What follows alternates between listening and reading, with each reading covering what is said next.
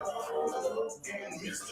Too Damn Much. We're partying like we're outside, but inside the Mississippi Coliseum Saturday, October the 12th. Doors open at 6 p.m. The party starts at 7 p.m. You can bring the whole family to this party. Tickets are available at Ticketmaster. All right. Hey, everybody, how y'all doing?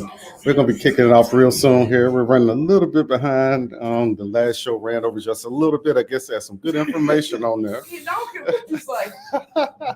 But last show ran over a little bit, and so you got Brittany in here. What you Hey fumigating? It fumigate. Y'all know COVID still going on. It sure is. People say it's not, but it is.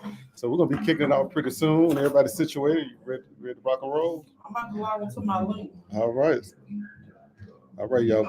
The voice of the community. I don't know where all our people are. Ain't nobody signed up today. Guess somebody won't talk to us. 6 o'clock to 7 o'clock is reliable representation with your host representative. All right, we got two people on here. And also the co-host, Miss Brittany. And it's my time to go to studio to your host representative, Fabian. All right, good evening, everybody out there in District 66, Hinds County and surrounding areas. It is indeed a pleasure to be back with you again today, this Thursday. I think I was out last week. Was I here last week? You was here last week. You were here the week before. Okay, Lord, I was here the week before, but I was here. Yeah, that's what it is. But he's still on the go, y'all. He won't sit down. Still on the go. So, well, it feels great to be back here again. So we got a lot of catching up to do. And tell everybody out there hello, Miss Brittany. Hello, Hinds County. How are you all doing on this Thursday, Friday Junior? Oh, Lord, she got a little sweet voice on, like she's just the sweetest person ever. Y'all just don't know.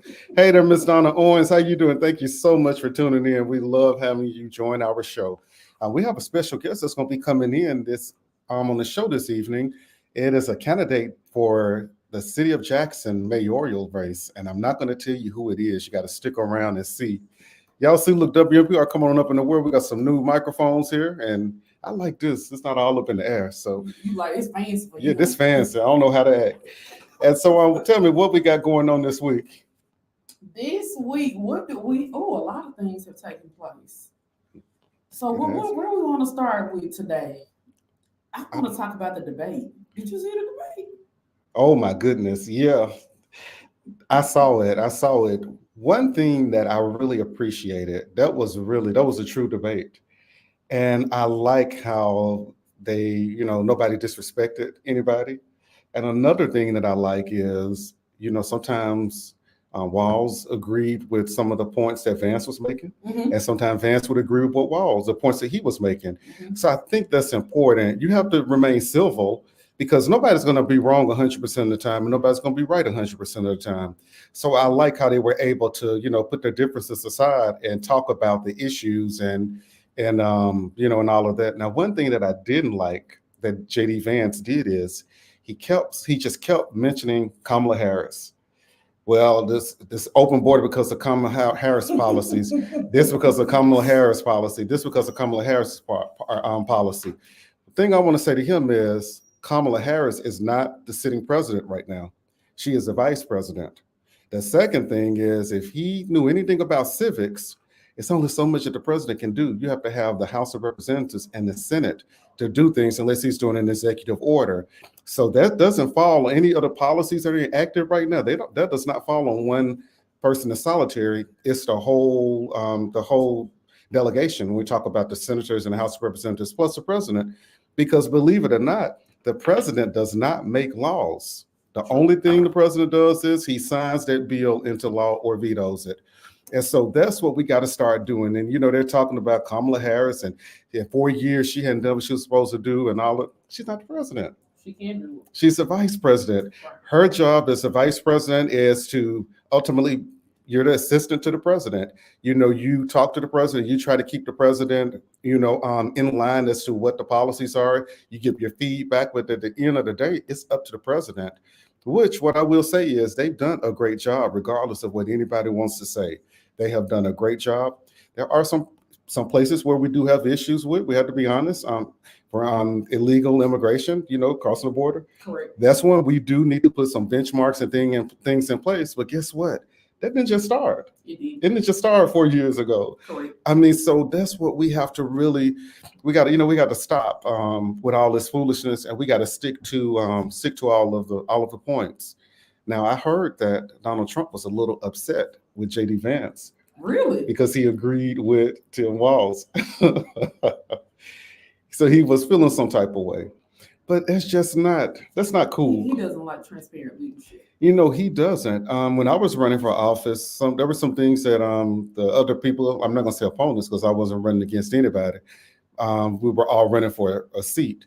But some of the other people in the race, they would say things that I agreed with. And you know what? I would say, I agree with you on that. You're absolutely right. Because I can't say, oh, no, you're wrong. You don't know what you're talking about and this and that. And my beliefs mirror what your beliefs are. So we got to stop doing that. We got to start being honest. So I'm really happy about the way both of those gentlemen handled themselves, at that debate, other than him kept calling Kamala Harris his name and shoot, All right, keep it moving. Local. We've had some things to occur here locally. Had the Ward 2 council race. Yeah. At the forum last Thursday, I believe they stated about the mayoral candidate forum. Yes. And with the Ward 2 race, I don't know much about it. That's not my area, so I really don't know any of the candidates personally. I've communicated with them here and there, so I don't even know what to say. I know there are 2 going to the runoff. I don't know much about them, but Ward 2, y'all get out there and make sure y'all pick the leader that you want. This person will only be in the seat for a few months because they're gonna have to rerun again when municipal elections come around. But I guess if they get the wrong person and the municipal elections come around, they can get the one they want. So, but Yeah. So that's another way to look at it. But definitely, yeah. Did you attend Okay. Wells Fest? I saw that was a big popular hot ticket item in Jackson this week.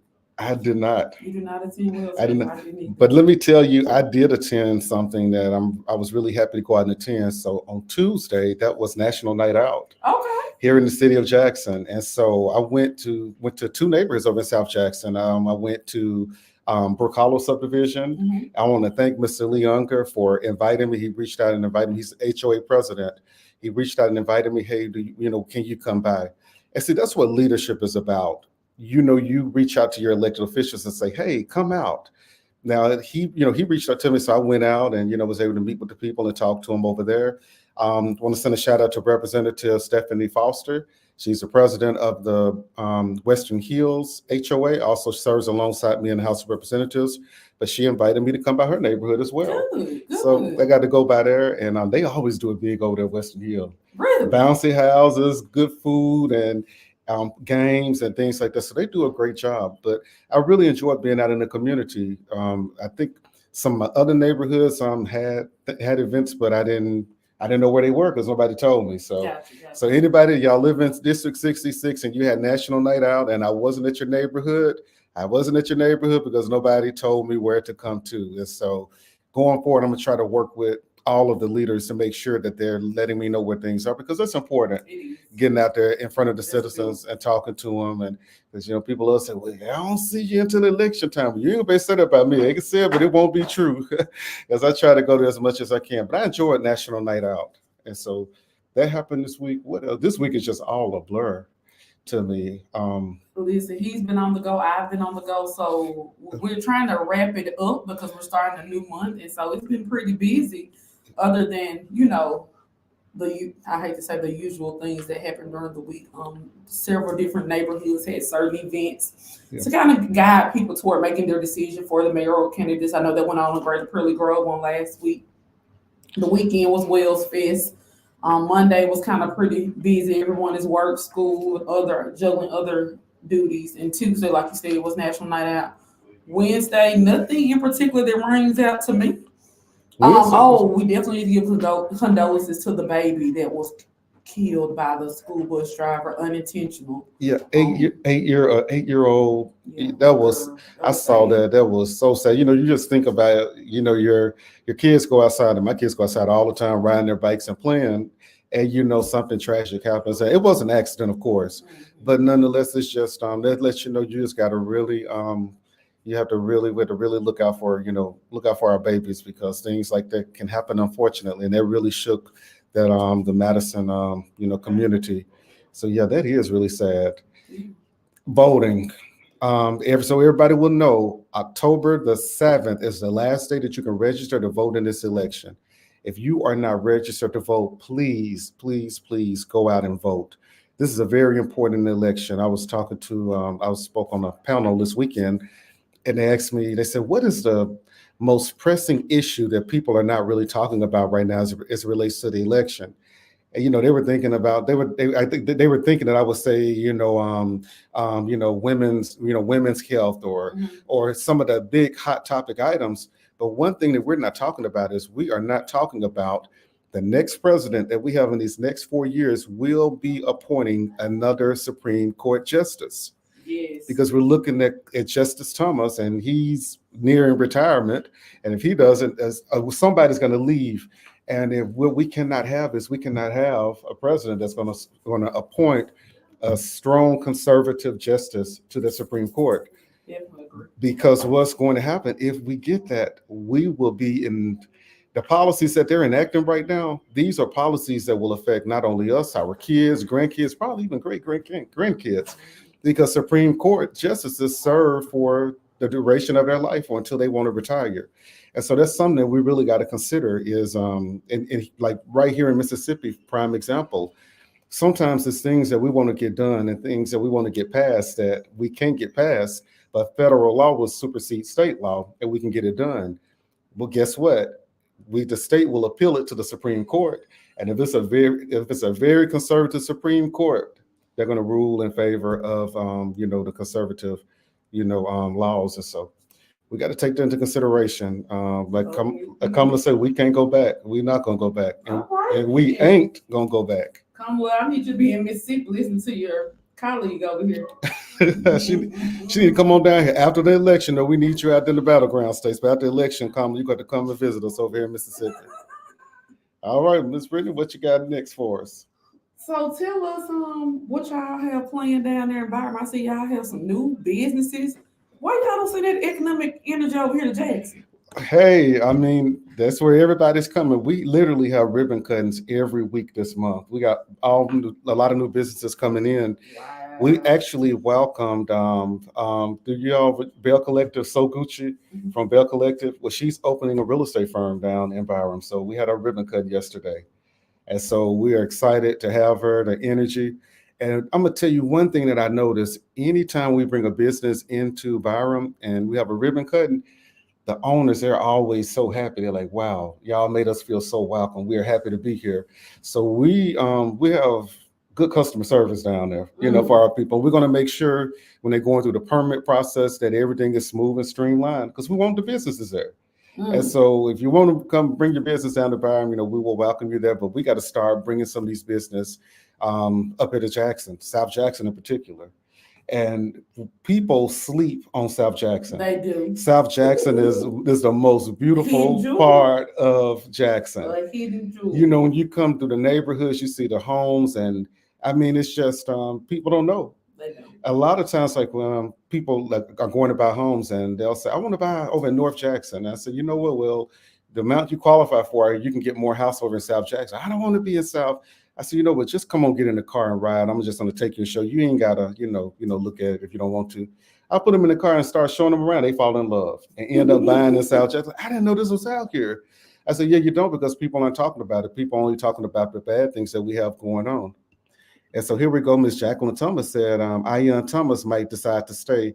Look what happened to Ruth. Yeah, that's it. So with Ruth, she stayed there until she passed away. So, Thomas may stay there until he passed away. But if we do get Donald Trump as the president, I can pretty much guarantee you that Thomas will step down, because they don't know who's going to come in after Trump. And so they would want to go ahead and get a new justice to take his place.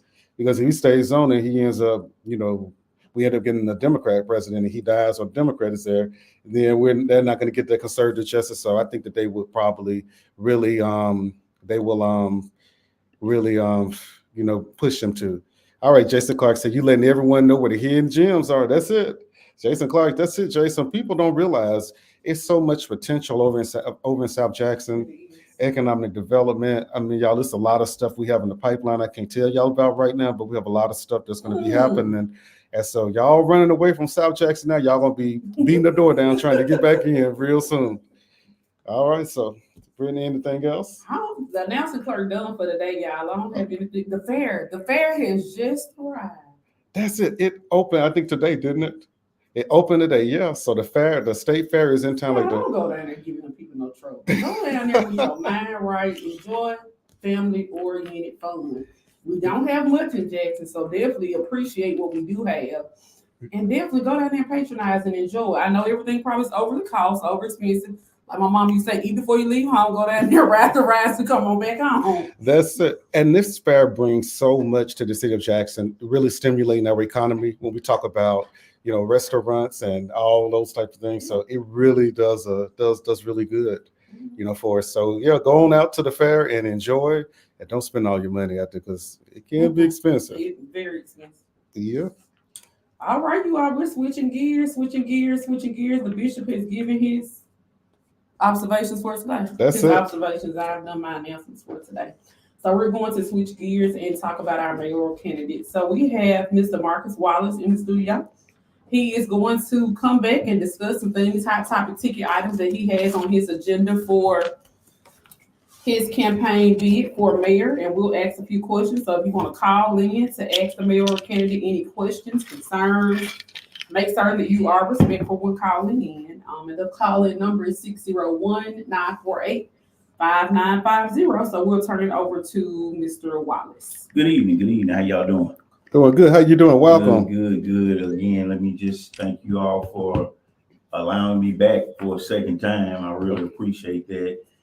Y'all have to excuse my attire. I'm in my work clothes, but I try to get up every morning and make a positive post on social media. And one of the things I said today was Jacksonians looking for a workhorse, not a show horse. So you all see me in my workhorse clothes today. We've been out actually cleaning up ditches and creeks. And now that you mentioned South Jackson, that's where we are. We have cleaned up creeks in the Brook Hollow subdivision, and we've been down on Snake Creek Road, which the Jackson and the Raymond Park. But you're absolutely right. There are some beautiful homes in South Jackson, and just to see the smile on the smiles on the citizens' faces in the Brook Hollow subdivision and the places where we clean these creeks, because they have, one of the biggest problems in the city is overgrown vegetation. Yes. And to basically clean these areas and basically see sunlight, that's basically shining back on the neighborhoods. It's been a wonderful feeling the last couple of weeks, really the last month. And I want to publicly thank Supervisor Wanda Edwards, because she is the reason why we're out here, cleaning up. She's actually doing some things over in the city of Jackson. That's my supervisor. That's my supervisor, y'all. I'm in District 4. Okay. You want to make sure everybody know me too? But yeah, she's actually doing work that the city should be doing, but it's all about collaborating and making and improving quality of life for Jackson's citizens and Hinds County. So I want to publicly thank her for that, because for too long, the particularly Black contractors and Black businesses in the city don't get a fair shot at things. And I keep telling people, there is a lot of talent in this city. It is a lot of talent. The contractors have really gotten it over the years, because they say we don't have capacity. But I promise you, if somebody were to invite all the African-American contractors in the city of Jackson down to City Hall and tell them to bring their equipment, they could wrap City Hall like bacon. They absolutely could. I really appreciate her giving us an opportunity. And I told her that, if you gave us opportunity, we were going to make you look good. And we are definitely making her look good out there. Well, I was before you got here, I was just telling them that I was at National Night Out. And so I was over in Brook Hollow, and those who were over there, they were so excited about the ditch in the ditch in the back. That's us. Yep, they said the ditch in the, yeah, they were excited. I was there at Brook Hollow. He tell some of the tea, won't tell all the tea. He called to tell me that. Well, I just told you. It But, don't count. But they were very, very happy about it. And what they said is they said for so long, our community has been neglected. And we're happy now that we have people here that actually care and are actually out there doing something. So, And I'm a transparent person. I take before and after pictures so nothing can be said. And I've posted a lot on social media, letting people know what it looked, the wilderness that it looked like before we got there, and what it looked like once we have completed. We actually did the same thing over in Presidential Hills at the beginning of the year.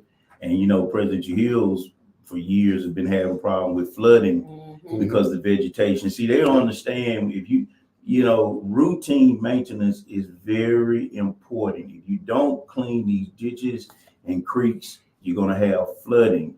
When the streets flood and water sits, 2-3 days a week, that's where the potholes come from. So that's the problem that we're having in Jackson. No routine vegetation is being done. Even the hammer needs to be dropped on Entergy right now, because if y'all notice, we have never had these many power outages now back in the day like we're having now. That's because there's overgrown vegetation around these grids and these power lines. You gotta trim these limbs and cut these trees. And I mean, the Lord can spit on us. We're gonna have a power outage because you got so much vegetation out there. So we as a contractor, I'm telling you, I'm elated, and it makes me feel even better to hear that you heard those type of responses from the citizens. Absolutely. So if Supervisor Edwards is listening, that's proof right there. They even told Representative Nelson. She was there too, so she heard it too. Okay, good deal, good deal. Yeah.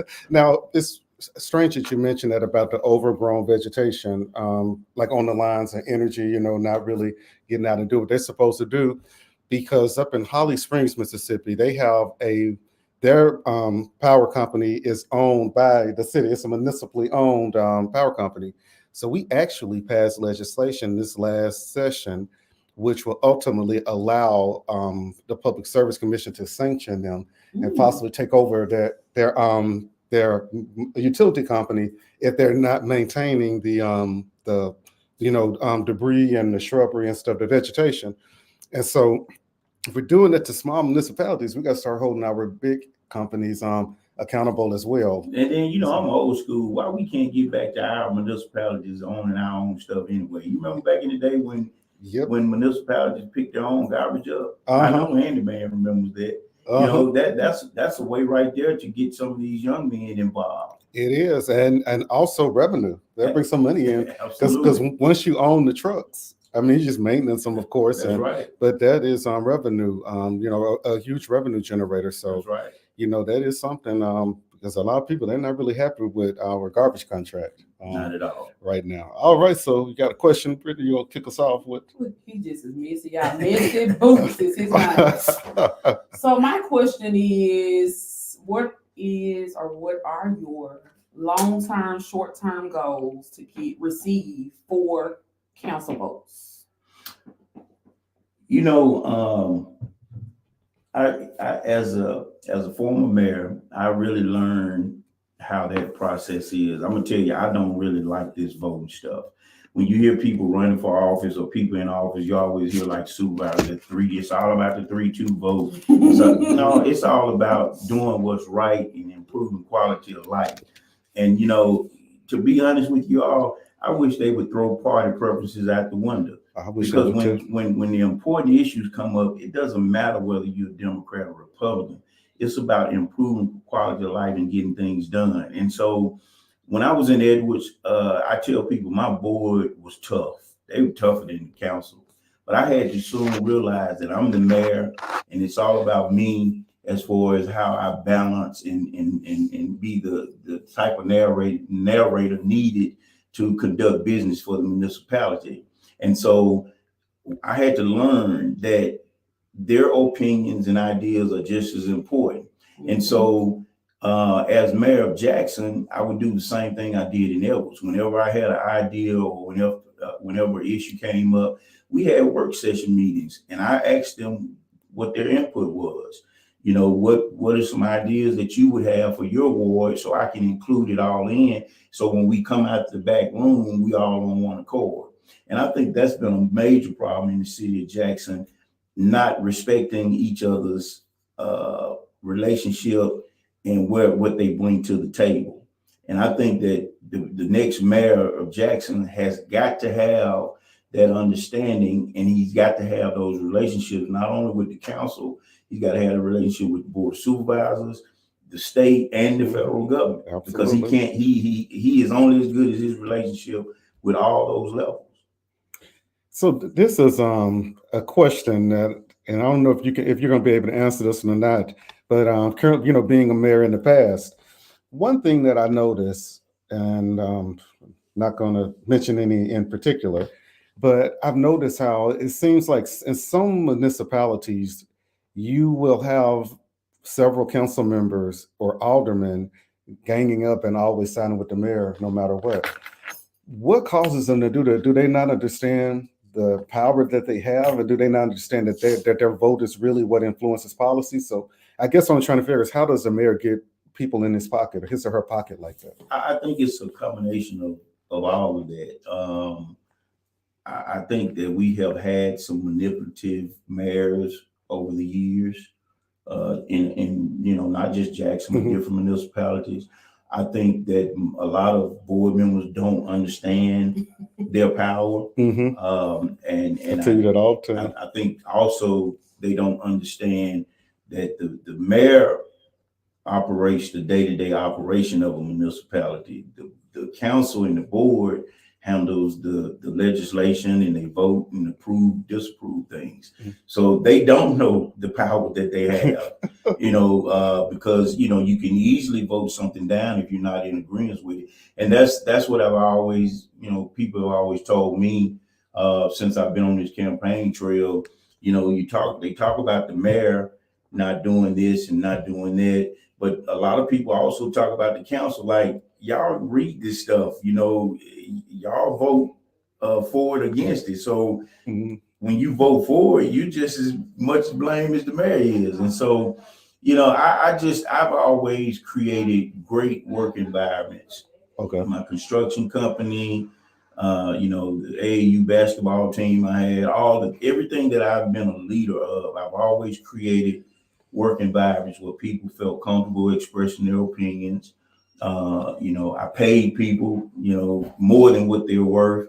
Thanksgiving, you're going to get a fat turkey. Christmas, you're going to get a bonus. It's all about treating people and making them feel appreciated when decisions are being made. And so I think all of that plays a part in it. So just, I guess, having a good relationship. Good relationships. Okay, yeah, that's a question I've always had, because you can have the greatest idea, be the best person for the job of mayor, but if your council, they don't like you, everything you throw at them, they can vote it down, and they can get their things. So, like I said once before, when I was mayor of Edwards, I didn't agree with everything Governor Reeves did. I don't agree with what he does now, but at the end of the day, as a mayor, that's a leader of a flock of people, I have to understand that at the end of the day, he is my governor. Absolutely. And I got to do what I got to do. If I want to get what I got to get for my people to improve quality of life, I got to get along with my governor. That's it, because the fact of the matter is, the majority rules, and the majority of Mississippians said this is who we want to be the governor. So, we have to work with whomever it is, in this seat. If Donald Trump miraculously some kind of way won the presidency, we would have to work with him because he is the president. We can't say, well, we're not going to deal with him because he's the president, because when we get that attitude, our people suffer. Our community suffer. So I have this question then. When you talking about 4-3 and 3-2 and all those numbers, Right. all of it, it's not my subject, you all. But anyway, this is my question because it relates to that. So with the mayor changes the leadership in the entity. So I look at leadership as a business in this essence. So that means the chief of police is going to change, the fire chief is going to change, the directors are going to change. So what are your thoughts about retaining those people or changing those people? Because not all the time, because a new mayor comes in, do we need to change who the chief of police is? I was just about to say something about that. You know, again, I think that that's just myth over the years. You know, people feel like that's what you got to do, but I can tell you, if the Lord blesses me to be the next mayor of this city, deciding on another chief will be a hard decision for me because I actually like what Chief Wade is doing. And so I just don't believe in changing just because, you know, I've been created as the leader of the flock. If I've been selected as the mayor, I don't necessarily, you know, I don't feel like I just got to change the chief if he's doing a good job. So I'm going to carefully look at those things, you know, because at the end of the day, like I said, all of this, the common denominator to all of this is passion. Mm-hmm. And you got to also look at these folks. These folks when they got jobs. You change arms just for the sake of you exercising your power.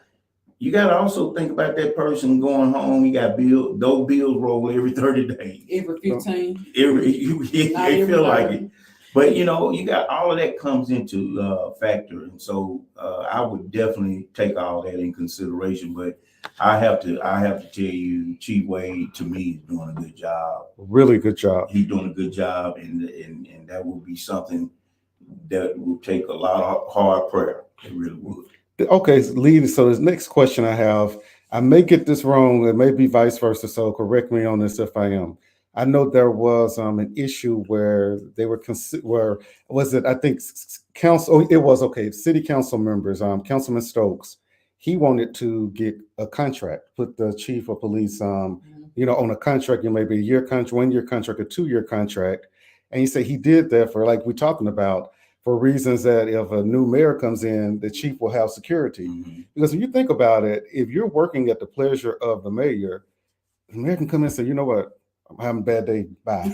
I mean, seriously. And you have some that will do that. Because when you look at it, when you're looking at a police chief, they know strategy, they know the dynamics. It's the science behind it. Somebody that's a mayor, you don't understand it. You might say, go there and put that man in jail, but the police would know that's not how we do it. Right. And so when you have a lot of fallout, that creates tension.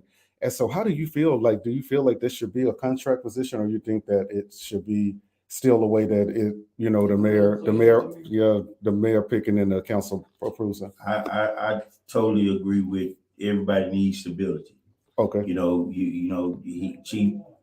Chief needs to go home at night and sleep knowing that he doesn't have to worry about his job. I totally agree with that. And I think that a elected official who thinks that a contract should not be in place, again, I think that's just that falls on the category of manipulation and control.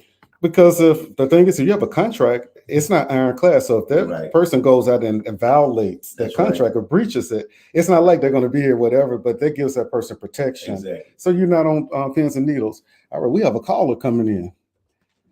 All right, caller, you're on the air. Yes, I want to know, do you have any thoughts on, you know how Mayor Hawkins has that if you move to Madison, we'll protect your property value. Well, in Jackson, we might have some pretty homes, but we'd like to just rent out with no value. There needs to be some restrictions on how we can live in this city. I am a president of my neighborhood, and that's working me to death. I need help from the city to try to protect my property value. So I'm just going to hang up and see what your plans are for the city to get all this mess, 18 Willow, don't cut grass, and you know the rest. Thank you so much. We're going to handle it right now. Thank you for calling. Uh-huh. Well, I can definitely tell her under Mayor Wallace, she gonna get some help. I used to live in Madison. I know exactly what she's talking about. Mayor Hawkins put a red tag on your door in a heartbeat if your grass is not cut, parking in the cars in the yard, and none of that.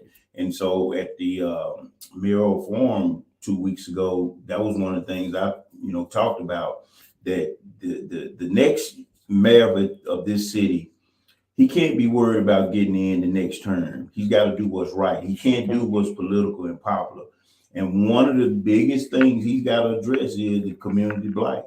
You know, all of these real estate investors who buy properties around here and they may sit on them 2 or 3 years. Matter of fact, it was a property in Brook Hollow. I called, it had a for sale sign in it. I called, the lady said that property was sold in 2022 and the grass was probably 4 feet high.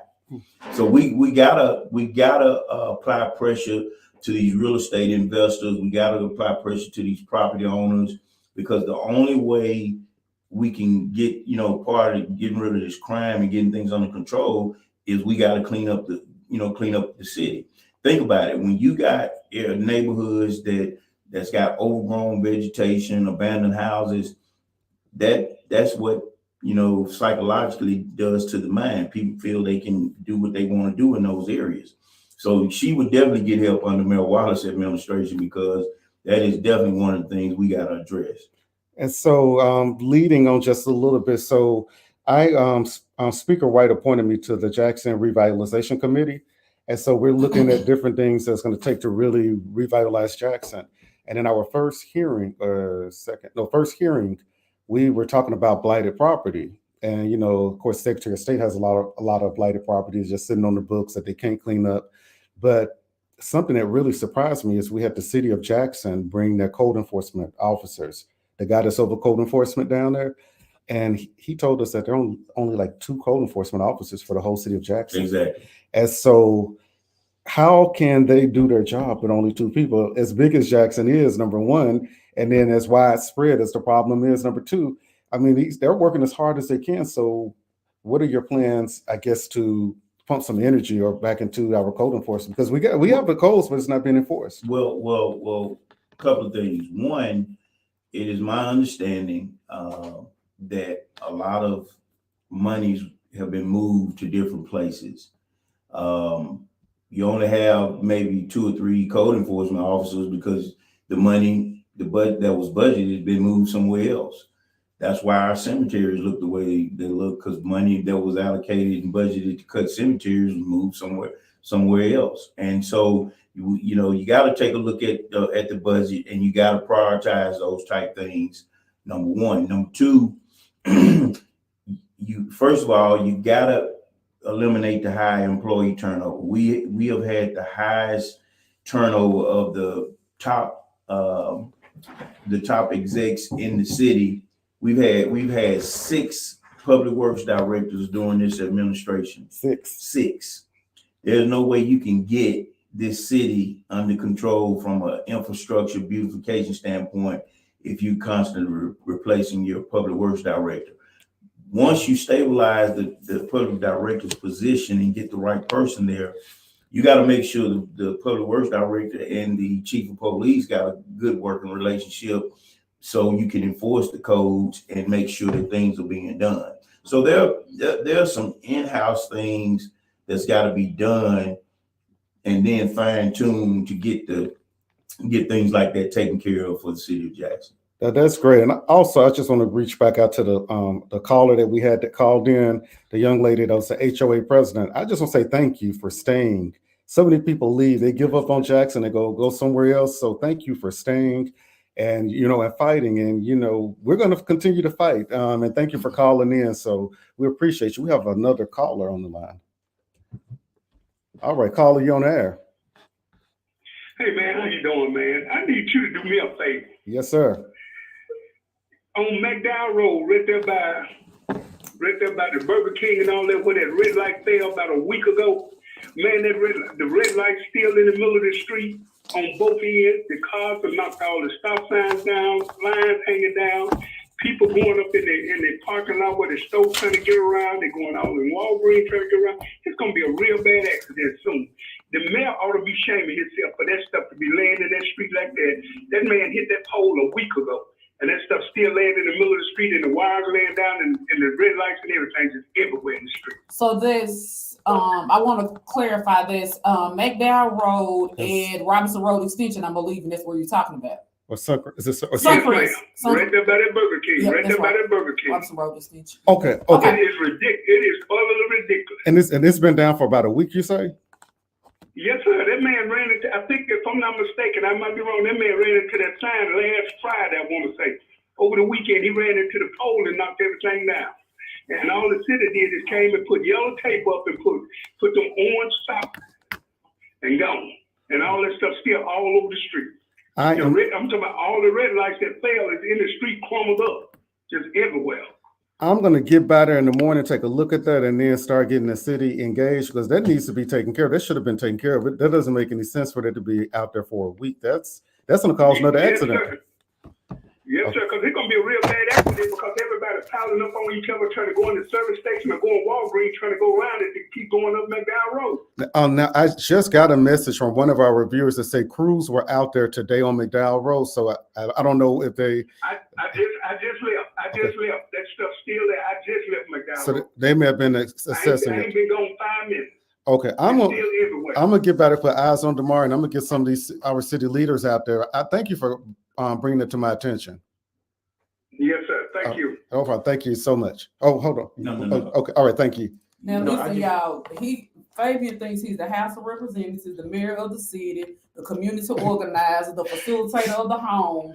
Look, I have to tell him he's only one person. Now we don't play that in 66. We even have those street lights in the street. But I want to say this to the caller. Thank you for bringing it to our attention. That's a very proactive measure. But also, everybody come down on the mayor. Oh, y'all tear the mayor to pieces. I'm gonna tell you, I'm gonna play Chuck Wade's advocate today. Okay. All of this stuff don't go on him. Contact your city council folks that's riding these benches or pews or seats or whatever they doing. They're not doing anything. How Chuck Wade gonna be able to come out there and worry about what's going on in Ward 7 and you got a city council person that you can pick up the phone when you should be able to pick up the phone and call and say, hey, this happened, and the caller was right about calling me so we could know. Absolutely. Now we need to direct it to the right appropriate official, the city council person, whoever is over whatever that technology education is my line, so I stay over there. Whatever the means of the director or whoever the department you need to call, that should have been facilitated. It shouldn't have taken over a week for this to be addressed.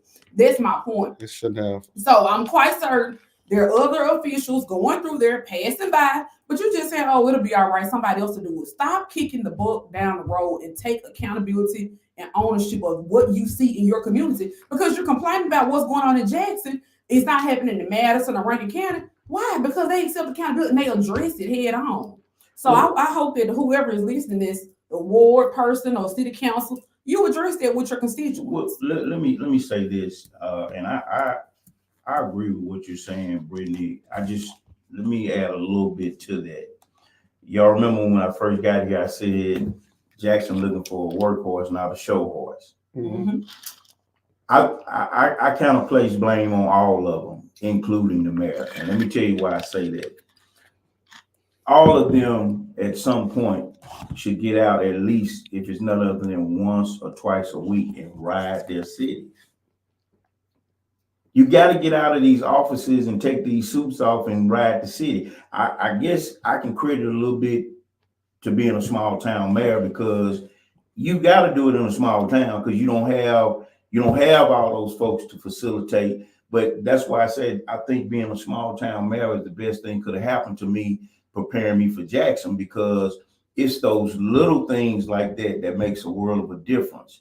And I can tell you, as being in construction and being the mayor of Jackson, I'm going to at least ride the city. I'm going to get out of the office myself and I'm going to ride the city at least one time a week so I can see these things myself and say, hey, I tell you, if you don't believe me, you can ask Chief Crump in Edwards, Mississippi. When I first came mayor of Edwards, you know the first thing I requested? A radio. I had my own walkie-talkie, as they say. Mm-hmm. And if something happened in Edwards and they didn't answer the call within 2 or 3 minutes, I'm on the radio now. I didn't know any of the law enforcement codes, the 10-7 and all that. I just got on there and said, who's going to answer this call? If you see me with a radio, mind your business, yeah, oh yeah. I just said, I've already requested my radio if I become mayor of Jackson. But they all, the mayor, the council folks, the supervisor, everybody needs to be riding this city and looking at these small things that turn into huge issues. The quick question. I know supervisors get SPO, special project officers. Do city councilmen, do they have like a SPO I don't think they people? have SBO, but I think they may have like a in-house Right. secretary, administrative assistant, Right. someone that handles that clerical Right. administrative task and take that information during the weekends, But- should be transferring it back to them. And so even if they're not out riding around, you should have your people, public works should be. That's what I was about to say. They should have better organization. County got SPOs, but the public works department in the city is a little more in depth. Okay, And so they got deputy, public works folks and people that's riding the city, code enforcement, stuff like that. And so I think those are the ones who kind of help the public works department a little more in the city than in the county. and now if I were a city councilman and that were my ward and that light is down and nobody had told me about it from public works or whatever department responsible, it'd be a problem. Right. That's like you said, accountability. But now I have to also add too, you got good folks like Handyman, all they gotta do is call him, he gonna get it done. I appreciate you. He took care of Mississippi for sure. All right, we got another caller. All right, caller, you on the air. Hey, baby, man. Great show. This is Michael Thompson. I knew I knew that voice. The lady that just made that statement about, you can't just pinpoint it to you or the mayor. All this is not on his hand. You got to dictate it to where it needs to go. Councilman, person, supervisor, wherever it needs to go, that's where it needs to go. And for these code enforcers, I'll voluntarily take that job. I do pay me, because of what's going on in Jackson. Whoever I do that for free. Oh, that's a blessing. That's a blessing. We need it. Oh yeah, That's a blessing. absolutely. We look, appreciate that. So I like that. He said he'll voluntarily do it. So Because he sounds like us. That's a very important piece of the puzzle. It really is. and that's the thing I love about Jackson. We have so many people out here that's willing to do the work. If people saw the momentum and they saw us out, like for instance, when we go out and do trash pickups, people from the community just come out and help. Oh, let's help. Yeah. Mhm. It just take one person starting to do it. So we do have the people that are, they want to come out and help with that. Now, my next question, I had a question. What was my question? Well, I got my question. Go on, He's after still mine. thinking. Yeah, I told him his brain still It's fried. still fried. What was my What are your thoughts about the looming airport takeover? That's another big ticket item for the city of Jackson. I think I'm a realist. I like to look at the apples and oranges of everything. Of course, I would hate for them to take over the airport, but we got to actually look at the realistic facts of this whole situation. I tell folks, Jackson is a majority African American city, but we are a red state. And when you look at votes, that's why the coast is able to get a lot of the things that they ask for, and we DeSoto don't County. get a lot of things, okay? And so if we carefully look at the airport situation, and it's a strong chance that it's going to be taken over eventually, my thing is to try to come to the table with some leverage. I think that up in the state, and correct me if I'm wrong, there are a lot of things that they would like to do as it relates to Jackson to take over, things like that. But I also look at it from a standpoint of us having leverage. I'll give you an example. If the airport takeover is going to eventually happen, I think that they will enhance it where it will be a plus to Jackson, but at least try to walk away from the table with something. Well, the old folks had a saying, it's better to get a piece of something than get a piece of nothing or whatever. So at least go to the table and try to get something for the city of Jackson, but also in the process of negotiating, I would also somehow try to include getting something for Hawkins Field, because every city has 2 airports. We could negotiate, funding to enhance that airport where we could allow some of the smaller jets to come in here. I would personally utilize Hawkins and going all the way out to the airport if we could get the cheaper flights at Hawkins Field. Same thing with the zoo. And I can tell you this, National Night Out, I heard more people talking about the zoo need to move, and especially West Jackson folks. Mhm. They really believe that the zoo needs to move somewhere else to benefit all of Mississippians. But as far as the state is concerned, they want to see the zoo move. But guess what? I believe, in my opinion, that if you're willing to come to the table and negotiate moving the zoo, they'll give us what we need to revitalize the old zoo property, whether that's doing something for Jackson State or in the health corridor. Give you a last example. The state wants the stadium. The stadium is about to fall down. It's raggedy. I believe if we negotiate and give them that property for UMC, they'll give us the funding to put JSU a stadium at the Metro Center. So, to answer your question, I just do believe that there's some things that we can really come to the table and really talk strong business and have leverage with that could really transform Jackson. Because I do believe we got a couple of things that if we just strategically move, we can turn Jackson around real quick. So I guess you would say, change is inevitable. Change is pain, but sometimes it's necessary. Necessary, and since it's going to happen, then you need to see what you can get to put yourself in a better situation. Exactly. It's going to happen. And like I said, that's why I kind of said, correct me if I'm wrong, because you're up there and you kind of know what I'm talking about. We can say all day long we don't want them to take over the airport, but if it's evident based on the votes and it's going to happen, now it's time to come back and say, well, y'all, come on, let's try to create what we can get out of this whole deal opportunity for the citizens. Yep. So definitely, we have a lot going on. I remember my question now. So a lot of people, I know, in running for office, so a lot of people, they want new, fresh, somebody that's never, really been in politics. So how do you cross over to those people, being a former mayor? So how do you tell them that, hey, I'm going to be the best person for the job? I think God has been preparing me for a long time. And it has really made my journey easy. And it's almost like divine calling stuff because of the way it has been set up. I've done a lot in this community before I became a mayor with the children, the elderly, and the homeless folks. And a lot of folks can validate that here in this city. I used to scratch my head and wonder why my grandmother wanted me to go back to Edwards to be mayor. Now I really believe that was preparing me for a bigger task to be the mayor of Jackson, because I know how to be a mayor now. I know what it takes to be a mayor. I have the passion, which you got to have passion to be a mayor in a small town. So I will be bringing that to the city of Jackson. So I think that, along with what I've done in the community and my construction background, are like pluses. Okay. For this seat. I really do. That's it. So I'm it was something else. I was another thought I was having in my head. Okay, you go.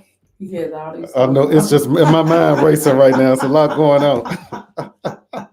It's a lot going on. Y'all talking about a man on the move, man on a mission. This one here never ever stop. But what category I fall under? What's that? Passion. Passion. Man, I can feel your passion, and that's what Jackson and really Mississippi has been missing. It's political games been played, and we got to get people in these seats with some passion. And people that don't want to constantly pass the buck. Exactly. I mean, probably 80% of the issues I deal with from constituents are not related to the legislature. There are local issues that they can't get about on the local level. And I don't turn people away. I'm going to follow through on this traffic light. That's not something a state legislator does, but I'm going to follow through with it and make sure something get done, because that's affecting my people over there. Absolutely. And so we got to have people that have that passion, and we don't really, okay, we got Mr. Lewis. He said, what's the alternative before giving up so much? So I think he's talking about like with the zoo, the airport, water system. So what are alternatives you think to keep these things from happening? Like I said, when it's the evident, when you look at the voting and the makeup, well, the alternative is people got to get out and vote so we can get the right people in these seats.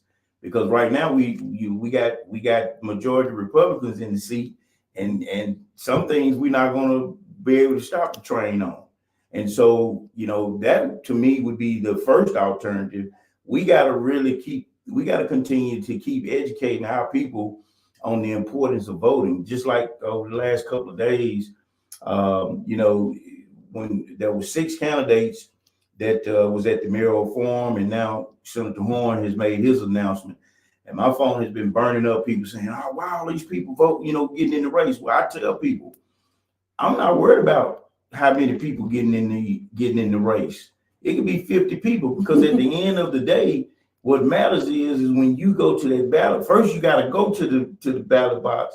And when you get there, you got to cast the right vote. That's why my main focus right now is when is the next forum and where it is, because my biggest concern is making sure citizens get all the information from all of us so they can vet all of us and decide who is the best person for the job. Just because you got a title or whatever doesn't mean you're the best person to be the mayor of Jackson. Absolutely. I mean, we see that now. We got an attorney that's the mayor of Jackson, and you know, factually, he has not done a great job. So the titles does not mean that you're the best person for the job. And so that's I think that's what's important right now. You know, I think a forum should be held in every part of the city right now. We owe it to the people, to let people know. Transparency and honesty. That's it. Definitely owed to the people. Yeah. But as we Let y'all sum it on up. conclude our show this week, you all, we're gonna be keeping it pumped up and energized all the way up to election time this time next year too. So we still got some ways to go. So we have people on sharing their platforms. You all make certain that you're listening, tuning in, calling in with your questions. Prime time to ask. We are ending our show, so we'll allow Mr. Wallace to conclude. Well, again, I just want to thank you all. Like I said, whether you all believe it or not, it means a lot. It means a lot to me. It means a lot to me for you all to invite me back twice. And we have another caller. You popular on this. We're gonna try to grab this caller real quick. Hey, caller, you're on the air. Yes, everybody, I think been listening for a while, and everybody want to beat up on the mayor, but the governor, what is the governor doing? Don't he supposed to come out and look and see what's going on too? Okay, so in regard to like with the city of Jackson. Yes, with everything. Okay, so ultimately with the state, we allow the cities and counties, you know, to kind of govern themselves. So we don't really govern what happens. Now we do appropriate funding to municipalities and to counties, but as far as like overseeing the operations, that's going to be up to the mayor and the city council in the city. Mm-hmm. But I hear everybody saying, you know, beating up on the mayor, but he's only one man and he can't do the job by himself. You know what? Yes, ma'am. That's what, you know, we have a city council. And also we talk about departments. That's why we have departments. So we have public works. So we have different departments. But see, ultimately the mayor is an administrator. He runs the city. He runs the departments. He hires the department heads. And so ultimately he's like the CEO of the city. And so what we're saying is we got to make sure we have the right CEO that has the right people in place.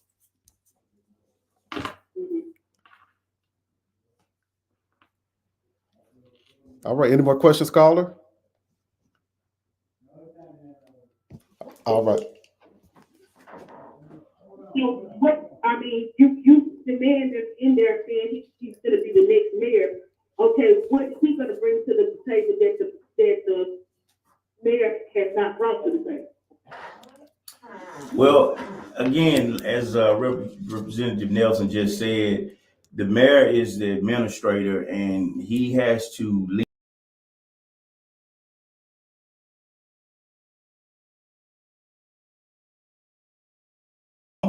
I'm going to bring solid leadership, and I urge you to take a drive to Edwards, Mississippi, and ask any citizen down there what I bring to the table as a mayor, and they will tell you.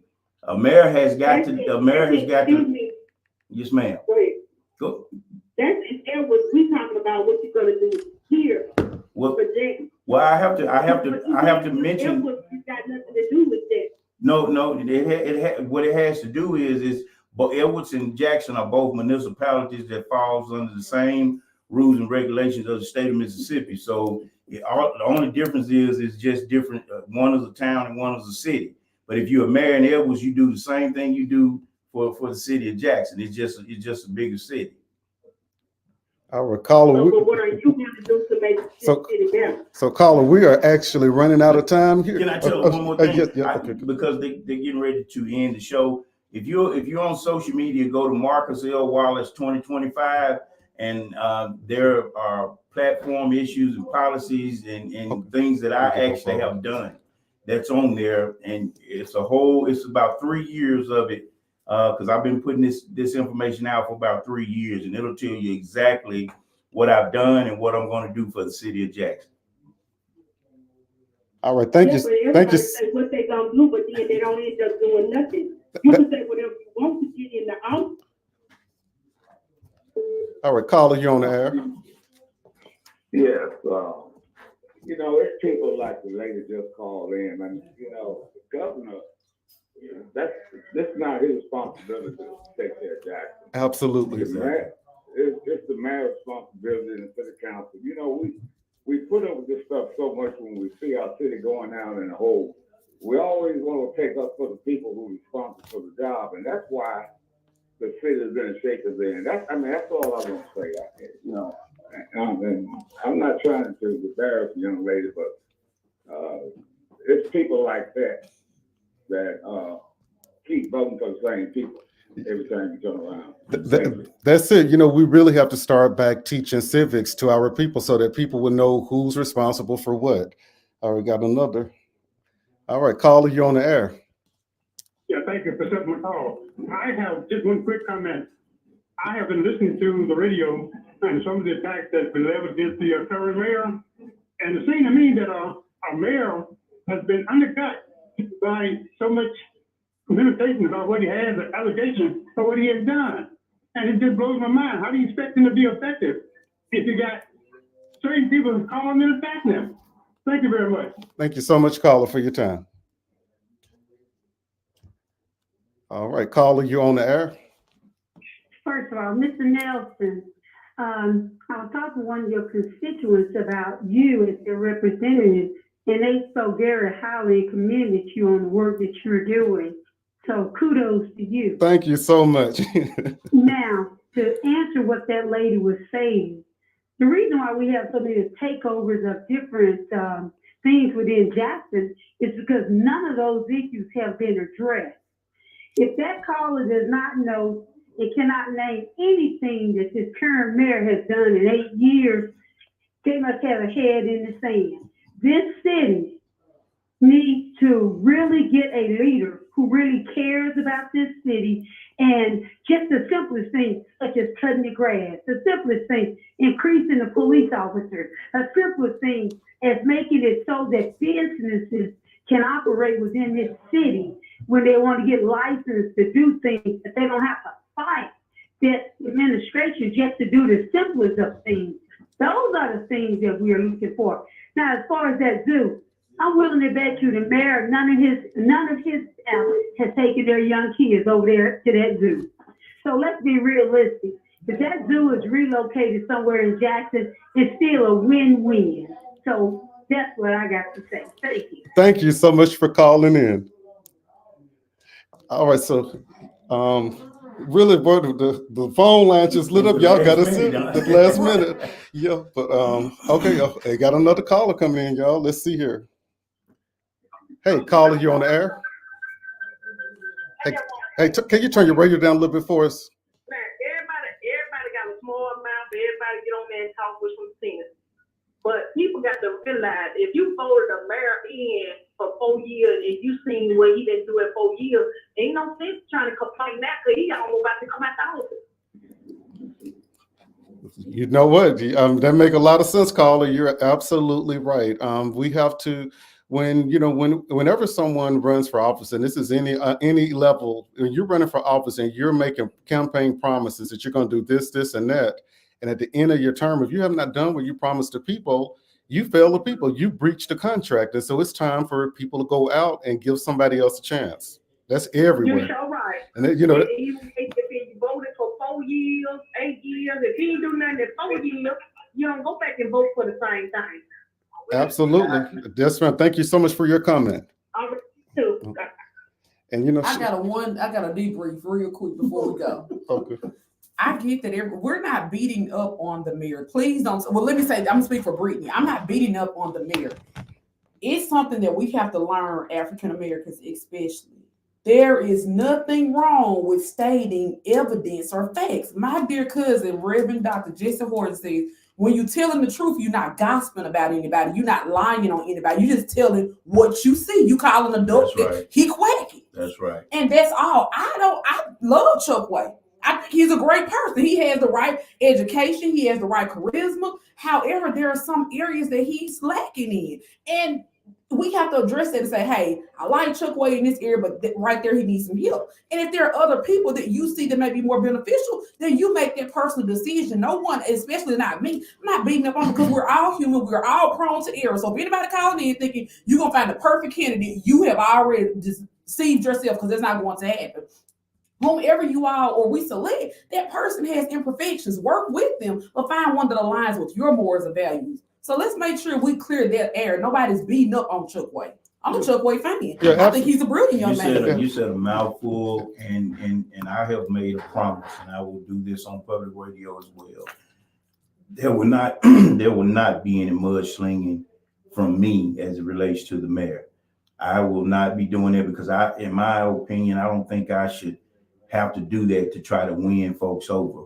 Let's speak the facts. That's all I'm concerned with. Let's look at the facts of what has and has not been done for the city of Jackson. And I ask people to look at the facts as it relates to Marcus Wallace. Because one thing I can tell you, the candidates that are running for office, Mayor Lumumba, Representative Nelson, I got the utmost respect for anybody because people do not have any idea the tough the skin you gotta have. Who you telling? And we can get there. And so right there in itself, I give much respect. I salute, but I totally agree with you, Brittany. We got in this city, we got to learn to move on from all this other stuff, and we got to turn this city around. And it's just, the last 8 years, it has not been like what we expect, and it's okay for that.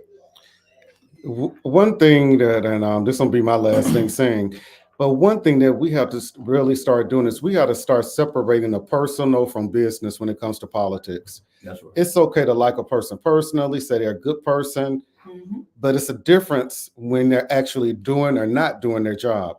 And so just because you say a person is not doing their job, that don't mean you think they're a bad person. There may be other extenuating circumstances as to why they can't do the job. Maybe they don't have the support that they need, the skill set. Maybe they don't have the right people in place. But as a CEO of a city, it's your job to run that city as effectively and efficiently as possible. Meaning, if you have people that are department heads that are not doing their job, you need to get rid of them. That's right. Because it falls on you. You are the face and the voice of the city. It's not going to be, oh, I want the public works director. They're going to say, no, mayor, what is going on? Because when you're running for mayor, like right now, Mr. Wallace, you're saying that, as mayor, you're going to go in and clean up the vegetation.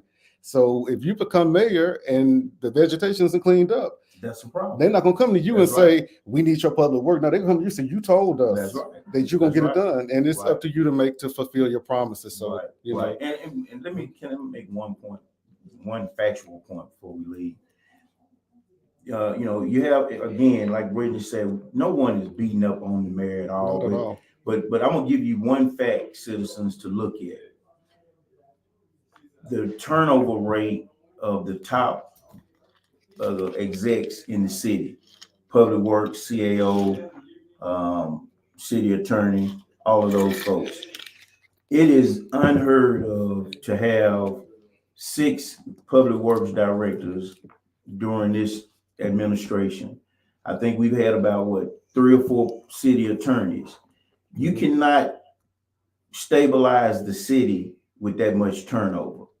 And again, like Brittany said, that's not us attacking the mayor. That's factual. If you don't believe it, go do your research. That we have had that much turnover in the city of Jackson. So that lets us know that something is going on with the work environment. something is not right. That is it. All right, last thoughts. We'll tune in. Y'all And tune in want next to Thursday. want to say hello to Miss Darlene Wilson. Thank you, Miss Darlene. Miss Darlene said hello, and I just saw. So thank you for tuning in, Miss Darlene. Thank y'all for having me again. I really appreciate it. Thank you for joining us. Handy, you can take us on out of Take us here. out. We'll see you next Thursday. Boy, I tell you, that phone blew up at the end, didn't it? Yeah, but- People gotta